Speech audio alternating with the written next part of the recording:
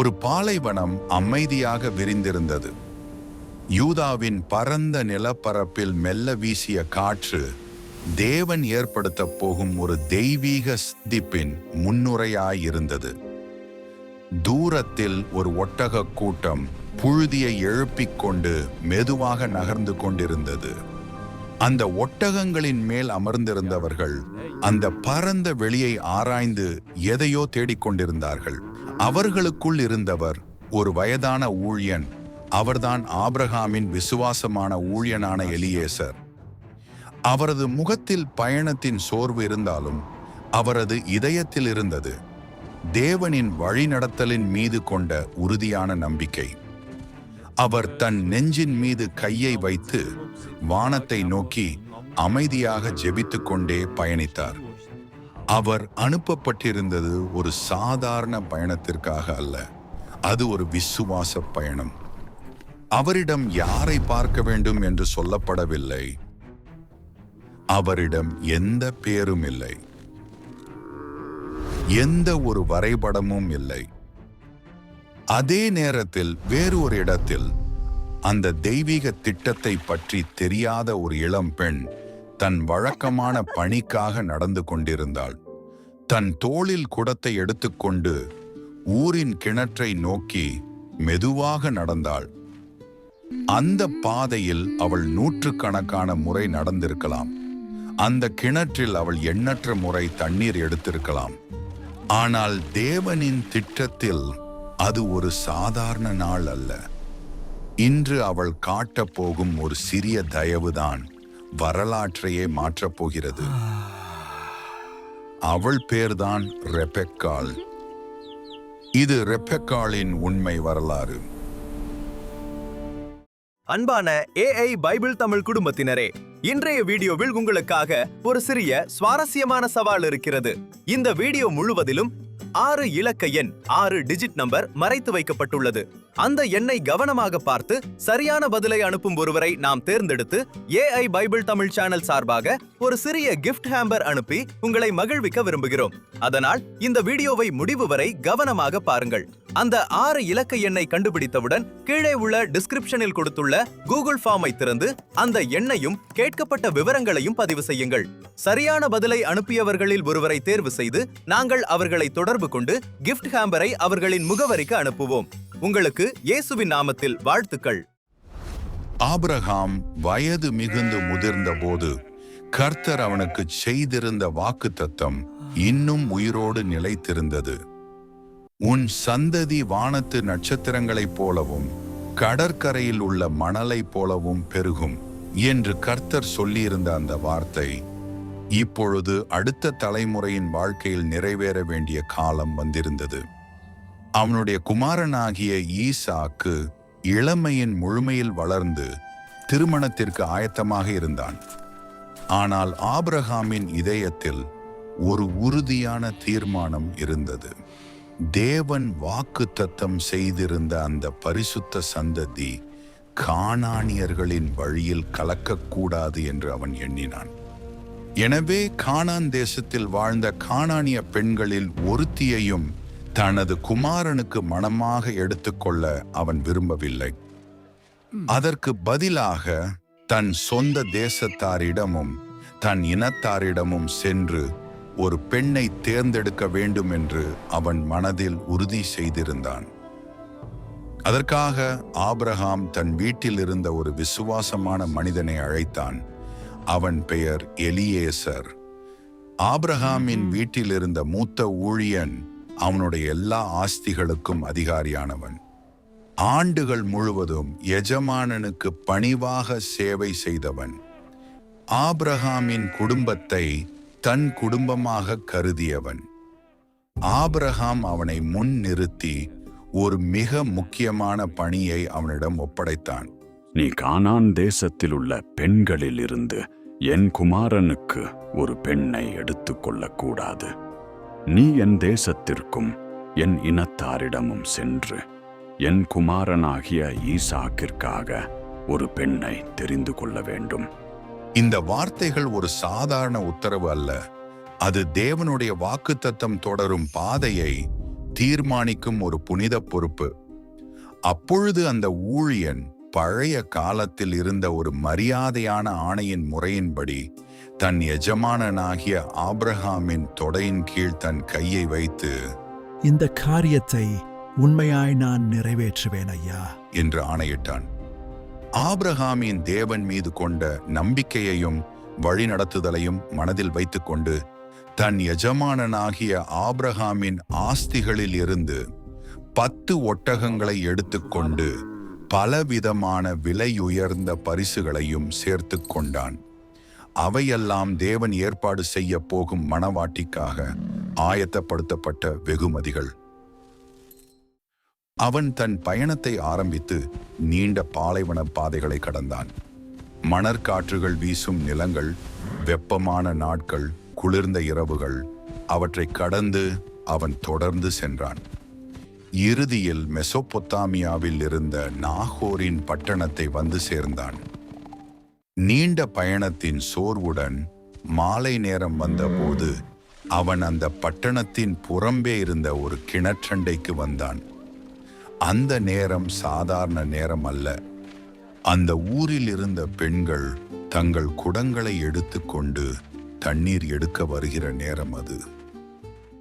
அவன் தன் ஒட்டகங்களை அந்த கிணற்றின் அருகில் மண்டியிடச் செய்தான். அந்த ஊழியன் ஒரு முக்கியமான முடிவை எடுத்தான். அவன் முதலில் மனித அறிவை நம்பவில்லை. அவன் தேவனை நாடினான். அங்கே வானத்தை நோக்கி ஒரு உருக்கமான ஜெபத்தை ஏறெடுத்தான். என் எஜமானாகிய ஆபிரகாமின் தேவனாகிய கர்த்தாவே, இன்றைக்கு நீர் எனக்கு காரியத்தை வாய்க்க பண்ணி என் எஜமானாகிய ஆபிரகாமுக்கு கிருபை செய்யும். இதோ நான் இந்த தண்ணீர் துறவண்டையில் நிற்கிறேன். இந்த பட்டணத்தாரின் குமாரத்திகள் தண்ணீர் மொள்ள புறப்படுவார்கள். அப்பொழுது நான் எவளை நோக்கி உன் குடத்தை சாய்க்க வேண்டும், நான் குடிக்க வேண்டும் என்று சொல்லும்போது அவள், குடி, உன் ஒட்டகங்களுக்கும் குடிக்க கொடுப்பேன் என்று சொல்லுகிறாளோ, அவளே நீர் உம்முடைய ஊழியக்காரனாகிய ஈசாக்குக்கு நியமித்தவளாயிருக்கட்டும்.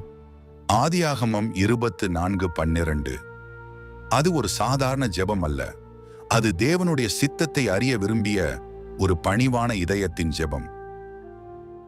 அந்த கிணற்றின் அருகில் நின்று கொண்டிருந்த அந்த ஊழியன் அந்த ஜெபத்தை முடிப்பதற்கும் முன்பாகவே தேவன் பதில் அளிக்கத் தொடங்கினார். அந்த கிணற்றண்டையை நோக்கி ஒரு இளம் பெண் மெதுவாக நடந்து வந்தாள். அவள் ஆபிரகாமின் சகோதரனாகிய நாகோரின் குமாரன் பெத்துவேலுக்கு பிறந்த ரெப்பெக்காள். தன் தோளின் மேல் ஒரு குடத்தை வைத்துக்கொண்டு வழக்கம்போல் தண்ணீர் மொள்ள அந்த துறவண்டைக்கு வந்தாள். அவள் பார்ப்பதற்கு மிகவும் ரூபவதியாயிருந்தாள். அவளுடைய நடையில் பணிவு இருந்தது, முகத்தில் தூய்மை இருந்தது, அவளுடைய நடத்தையில் ஒரு அமைதியான அழகு இருந்தது. அவள் கிணற்றில் இறங்கி தன் குடத்தை தண்ணீரால் நிரப்பிக்கொண்டு மேலே வந்தபோது அந்த ஊழியன் அவளிடம் விரைந்து ஓடிப்போனான். அவன் பணிவுடன் கேட்டான், உன் குடத்திலுள்ள தண்ணீரில் கொஞ்சம் எனக்கு குடிக்கத் தர வேண்டும். அவள் உடனே தாமதமின்றி பதிலளித்தாள், குடியும் என் ஆண்டவனே. அவள் சீக்கிரமாய் அவன் குடிக்கும்படி தண்ணீரை கொடுத்தாள். ஆனால் அதோடு அவள் நிற்கவில்லை. அவர் கேட்காமலேயே அவள் கருணையுடன் மேலும் சொன்னாள், உம்முடைய ஒட்டகங்களும் குடித்து தீருமட்டும், அவைகளுக்கும் தண்ணீர் மொள்ளுவேன். அவள் உடனே ஓடி கிணற்றில் இருந்து தண்ணீர் மொண்டு ஒவ்வொரு ஒட்டகத்திற்கும் தண்ணீர் ஊற்றி கொடுத்தாள். ஒரு ஒட்டகமோ 2 ஒட்டகமோ அல்ல, 10 ஒட்டகங்களும் குடித்து தீருமட்டும் அவள் ஓடிக்கொண்டு தண்ணீர் மொண்டு கொடுத்தாள். அந்த நேரத்தில் அந்த ஊழியன் ஒரு வார்த்தையும் பேசவில்லை. அவர் ஆச்சரியப்பட்டு கர்த்தர் தன் பிரயாணத்தை வாய்க்க பண்ணினாரோ இல்லையோ என்று அறியும் பொருட்டு மௌனமாயிருந்தார். அவள் ஒட்டகங்களுக்கு தண்ணீர் கொடுத்து முடித்த போது அந்த ஊழியன் தன் பையிலிருந்து பொன் காதணிகளையும் 2 பொன் கடகங்களையும் எடுத்து அவளுக்கு கொடுத்து மெதுவாக கேட்டார், நீ யாருடைய மகள்? உன் தகப்பன் வீட்டில் நாங்கள் தங்க இடமுண்டா? அப்போது ரெப்பேக்காள் அமைதியாக பதிலளித்தாள், தான் பெத்துவேலின் மகள், அதாவது நாகோரின் குடும்பத்தைச் சேர்ந்தவள் என்று அவள் சொன்னாள். மேலும் அவர்களுடைய வீட்டில் தங்குவதற்கு இடமும் ஒட்டகங்களுக்கு உணவும் போதுமானதாக இருப்பதாகவும் தெரிவித்தாள். அந்த வார்த்தைகளை கேட்டவுடனே அந்த ஊழியனின் இதயம் நன்றியால் நிரம்பியது. அவர் உடனே தரை மட்டும் குனிந்து கர்த்தரை பணிந்து கொண்டு துதித்தார். என் எஜமானாகிய ஆபிரகாமின் தேவனாகிய கர்த்தருக்கு ஸ்தோத்திரம்.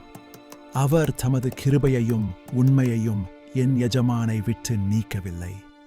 அந்த நிமிடத்தில் அந்த ஊழியன் தெளிவாக அறிந்தார், இது ஒரு சாதாரண சந்திப்பு அல்ல.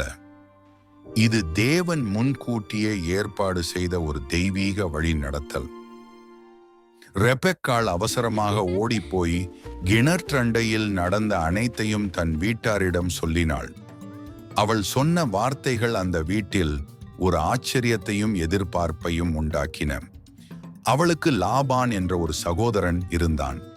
அவள் சொன்ன சம்பவங்களையும் கேட்டபோது உடனே அவன் கிணற்றண்டையை நோக்கி விரைந்து சென்றான். அங்கே அவன் அந்த ஊழியனை ஒட்டகங்களோடு கிணற்றின் அருகில் நிற்கும்படி கண்டான்.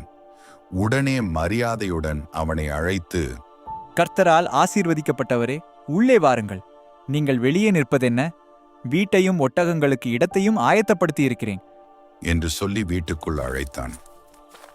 அந்த ஊழியன் வீட்டுக்குள் கொண்டு வரப்பட்டான். ஒட்டகங்களின் சுமைகள் இறக்கப்பட்டன. பின்னர் அவனுக்கு முன்பாக உணவு வைக்கப்பட்டது.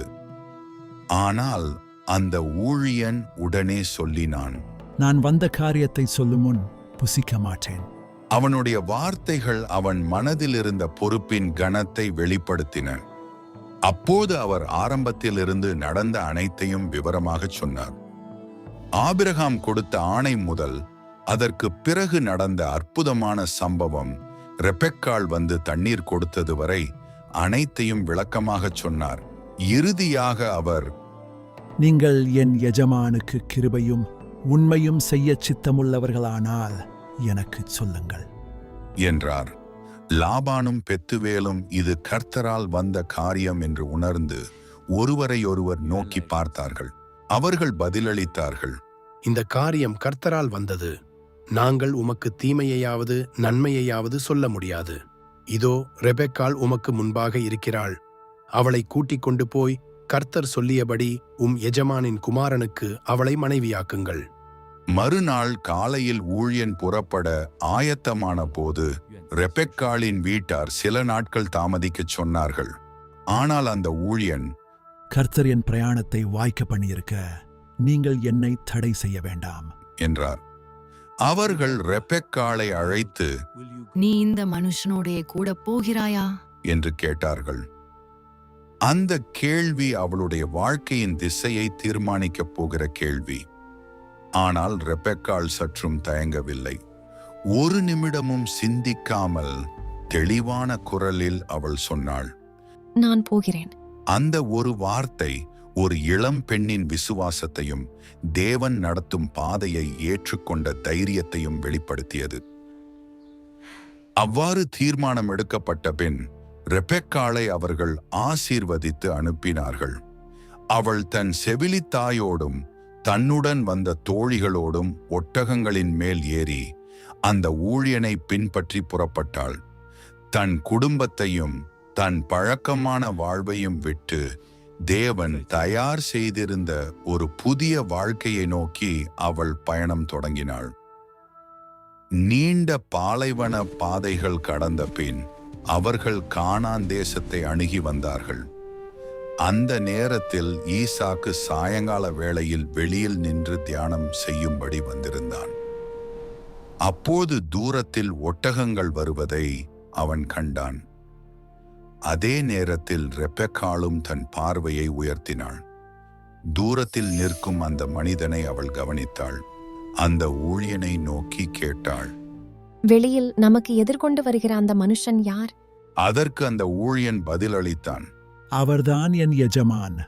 அந்த வார்த்தையை கேட்ட உடனே ரெபெக்காள் தன் கைகளில் இருந்த முகத்திரையை எடுத்துக்கொண்டு மரியாதையோடும் பணிவோடும் தன்னை மூடிக்கொண்டாள். அப்பொழுது அந்த ஊழியன் தனது பயணத்தில் நடந்த எல்லா காரியங்களையும் ஆபிரகாம் கொடுத்த ஆணை முதல் கிணற்றண்டையில் நடந்த ஜெபம் வரை, ரெபெக்காள் எப்படி தேவன் காட்டிய அடையாளமாக வந்தாள் என்பது வரை அனைத்தையும் ஈசாக்கிடம் விவரமாகச் சொன்னான்.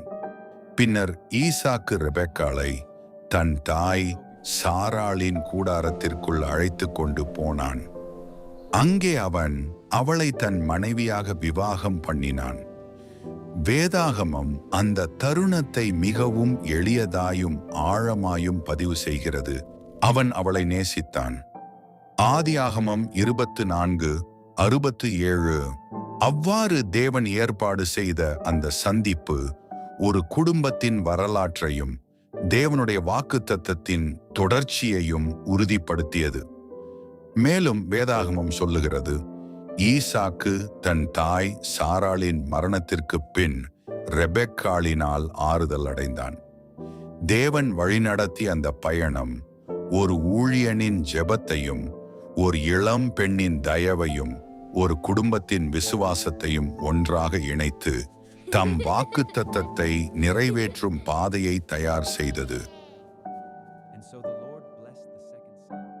தேவ பிள்ளைகளே, நான் போகிறேன் என்று ரெபெக்காள் சொன்ன அந்த ஒரு சிறிய வாக்கியத்தின் பின்னால் ஒரு அசாதாரண தைரியமும் ஆழமான விசுவாசமும் மறைந்திருந்தது. அதுவரை அவள் பழகியிருந்த வீடு, குடும்பம், ஊர் அனைத்தையும் விட்டுவிட்டு முன்பின் அறியாத ஒரு மனிதனின் வாழ்க்கைக்குள் நுழைய தயார் ஆனாள்.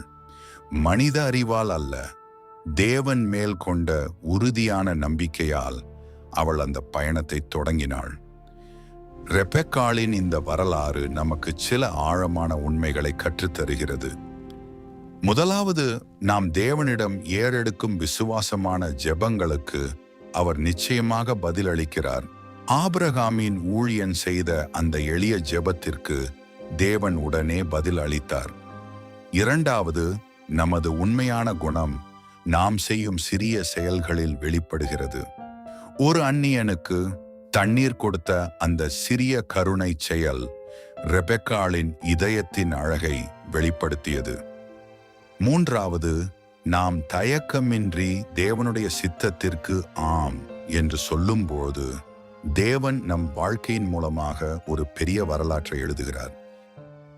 ஈசாக்கும் ரெபெக்காளும் இணைந்த அந்த வாழ்க்கை ஒரு குடும்பத்தின் கதையாக மட்டுமில்லை, அது தேவன் ஆபிரகாமுக்கு செய்த வாக்குத்தத்தம் அடுத்த தலைமுறைக்கு செல்லும் பாதையாக மாறியது.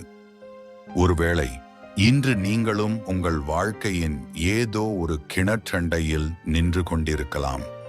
ஒரு முடிவின் முன்பாக, ஒரு புதிய பாதையின் ஆரம்பத்தில் தேவன் உங்களை ஒரு பெரிய காரியத்திற்காக ஆயத்தப்படுத்திக் கொண்டிருக்கலாம். அந்த நேரத்தில் ரெபெக்காளைப் போலவே நான் போவேன் என்று சொல்லும் ஒரு விசுவாச இதயம் உங்களுக்குள் இருந்தால், உங்கள் வாழ்க்கையும் தேவன் எழுதும் ஒரு ஆசீர்வாதமான சரித்திரமாக மாறும். என்னோடு சேர்ந்து இந்த ஜெபத்தை சொல்லுங்கள். பரலோக பிதாவே, ரெபெக்காளின் விசுவாசமான வாழ்க்கைக்காக உமக்கு ஸ்தோத்திரம். என் வாழ்க்கையிலும் உம்முடைய சித்தத்திற்கு ஆம் என்று சொல்லும் மனதை தாரும். என் சிறிய செயல்கள் மூலமாகவும் உம்முடைய நாமம் மகிமைப்படட்டும். உம்முடைய வழியில் நான் நடக்க உம்முடைய கிருபையை எனக்கு தாரும். இயேசு கிறிஸ்துவின் பரிசுத்த நாமத்தில் ஜெபிக்கிறேன் எங்கள் பிதாவே, ஆமென். இந்த கதை உங்கள் இதயத்தை தொட்டிருந்தால் இதை பிறருடனும் பகிருங்கள். இது போன்ற மேலும் பல வேதாகம வரலாறுகள், விசுவாச பயணங்கள், ஆவிக்குரிய கதைகள் கேட்க எங்களோடு இணைந்திருங்கள். ஏனெனில் இன்னும் பல தேவனுடைய அற்புதமான கதைகள் உங்களுக்காக காத்திருக்கின்றன.